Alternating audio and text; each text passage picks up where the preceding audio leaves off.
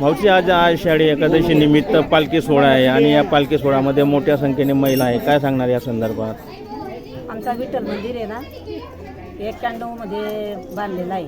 92 मध्ये मूर्त्या बसलेल्या आहे आणि आम्ही दर गुरुवार दर एकादशी आम्ही सर्व बाया आम्ही सर्व मंदिरात बसतो. सर्व आम्ही मंदिरात बसतो. सर्वांची आमची एकी आहे. जर काही कुठलं काटलं काही पण आम्ही बाया बी करू शकतात, माणसं बी करतात आणि आम्ही सर्व पैसे बिशे गोळा करून आम्ही काही बी कार्यक्रम आम्ही सुरू असतो आमच्याला काही काही. आता आज जो पालखी सोहळा आहे, या पालखी सोहळ्याचं स्वरूप कसं आहे तुमचं? असं इकडनं जायचं पाटीलगडी पूर्ण असं पाटीलगडीमध्ये खाईवाडा हां, तिकडून नदीकडून असं मग यायचं आपल्याला. आज आषाढी एकादशी निमित्त पालखी सोहळा आहे, कसा असतो आपला उत्सव? आमच्या पाटीलगडीमध्ये एक एकदम पुरातन मंदिर आहे.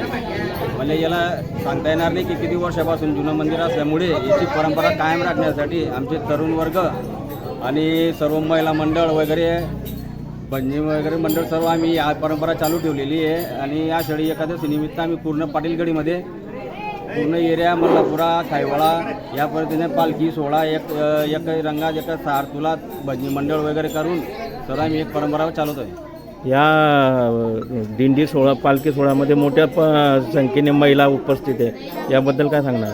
महिलांचे ते इतके उत्स्फूर्त प्रतिसाद आहे इथं की सर्व महिला मंडळांचे मंदिरच सांभाळलेलं आहे आमच्या पाटीलगडीमध्ये.